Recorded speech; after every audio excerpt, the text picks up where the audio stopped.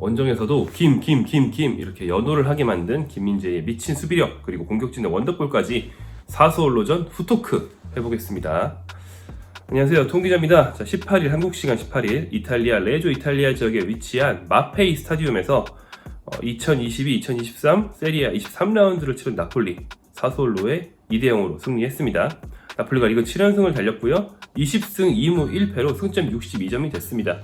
요 앞선 22라운드까지의 결과만 가지고도 어떤 통계로는, 옵타 통계로는 이미 나폴리의 우승 확률이 99%가 넘는다라고 했거든요.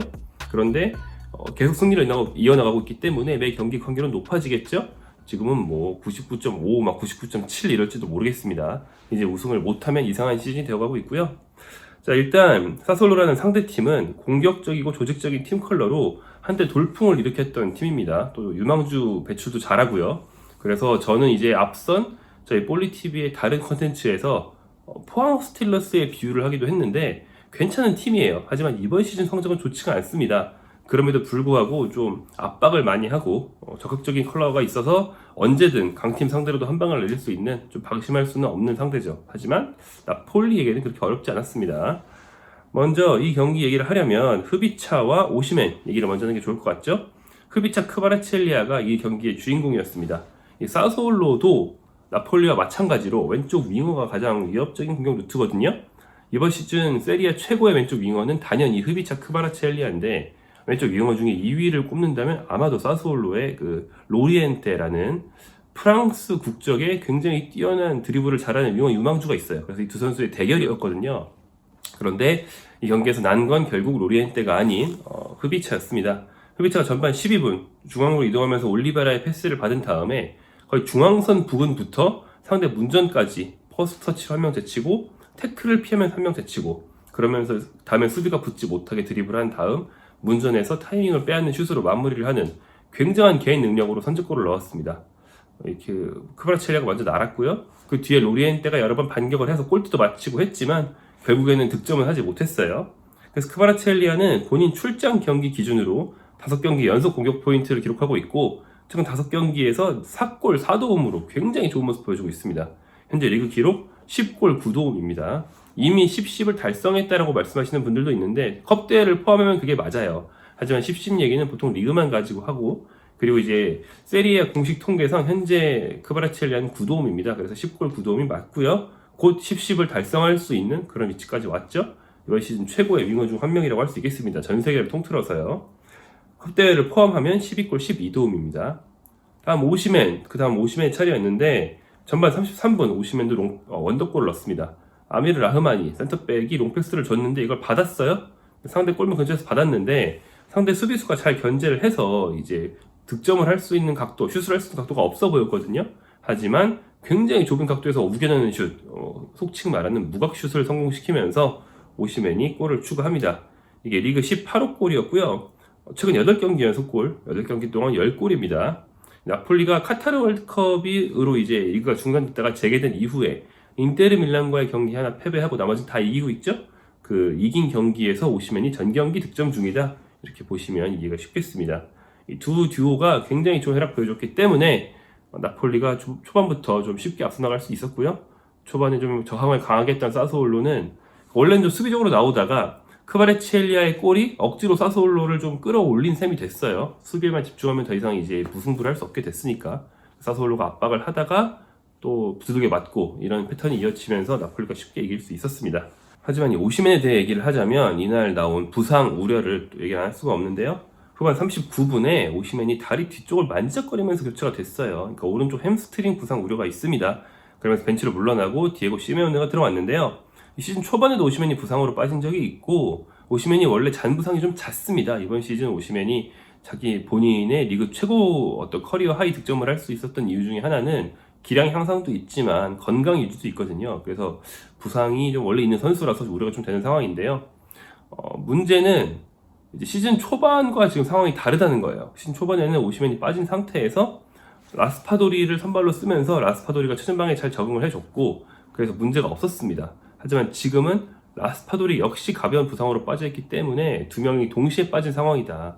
디에고 시메오네가 물론 경기 출정 시간당 득점력이 좋지만 슈퍼 서브일 때 얘기가 주로 되고 선발로 나오면 팀을 승리로 이끄는 선수인지는 좀 검증이 필요하거든요. 그래서 만약에 오시멘과 라스파도리가 모두 빠진다면 그 짧은 기간이겠지만 그 짧은 기간 동안은 팀에 좀 공격력 저하가 있을 수 있습니다.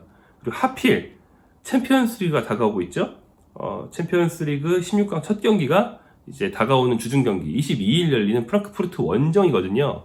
이 경기에서 나폴리가 지금 상승세를 이어가지 못하고 만약에 패배를 당한다면 이 좋은 분위기의 팀, 전 유럽에서도 경기력이 가장 좋다고 평가받는 팀 중에 하나인데 못 이길 수도 있고 18강에 못 갈 수도 있는 거죠. 그렇기 때문에 만약에 오시멘이 프랑크푸르트전 못 나온다면 그 위기를 극복할 방법을 스팔리트 감독이 잘 찾아줘야만 할 겁니다. 자, 우리의 본론이죠. 김민재 얘기로 넘어가 보겠습니다.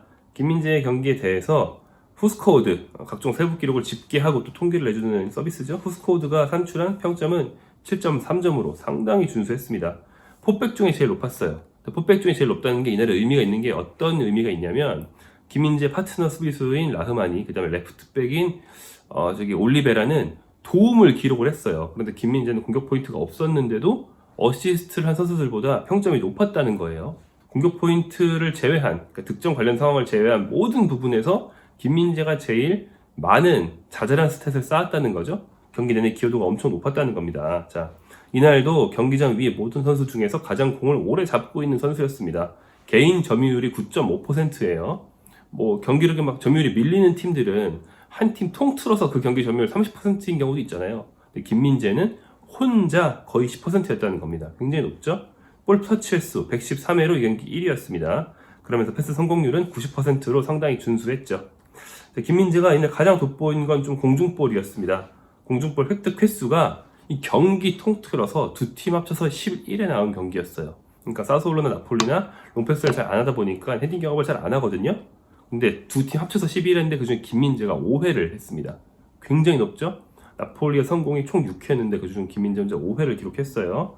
특히 사스올로가 공격수를 향해 날린 롱패스는 단 3회가 전부였는데 김민재가 3번 다 차단했습니다. 그레고리 드프렐이라는 이 팀의 베테랑 공격수를 향한 롱패스가 주로 많았는데 김민재가 다 이겨냈고요. 그래서 김민재가 수비 헤딩 성공 3회, 공격 헤딩 성공 2회, 승률 100%를 기록한 거죠. 굉장한 기록입니다. 그리고 이제 태클 1회, 걷어내기 5회, 가로채기 1회로 언제나처럼 팀 내 모든 면에서 비중이 굉장히 막대했습니다. 김민재가 돋보인 수비 장면 몇 개 짚어보자면요. 후반 10분 사소올로가 속공을 감행하려고 할 때 중앙선을 넘어간 위치, 김민재가 자주 잡는 위치죠. 거기서 바로 뺏어내서 옆에 있는 흐비차한테 바로 줬어요. 그래서 흐비차부터 시작된 공격이 결국 안기사였나의 중거리 슛으로 마무리가 됐거든요. 이처럼 김민재가 전진 압박을 통한 전진 수비, 전방 수비로 수비 성공뿐 아니라 팀의 극점 기회까지 창출해줄 수 있다는 걸 보여준 단적인 장면이었고요.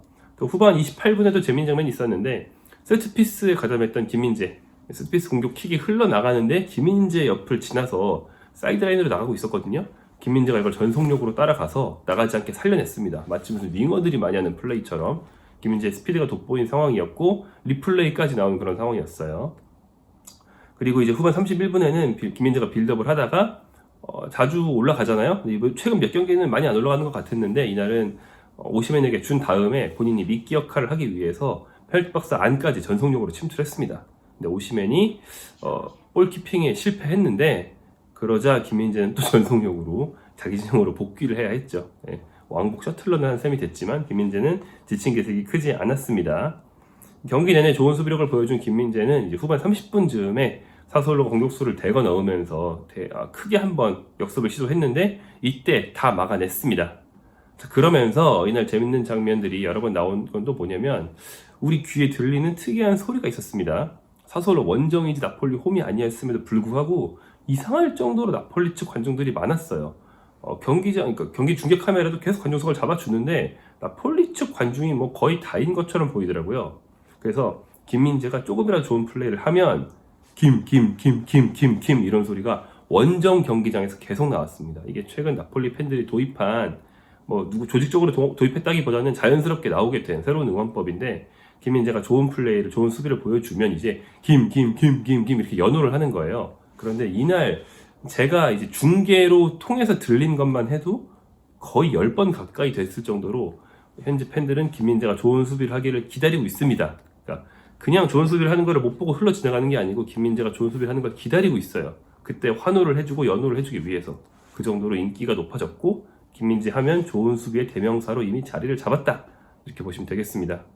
원정 경기장에서조차 엄청난 인기를 끌고 있는 김민재의 대단한 수비력 그리고 빌드업 가담 능력 이날도 잘 보여줬고요.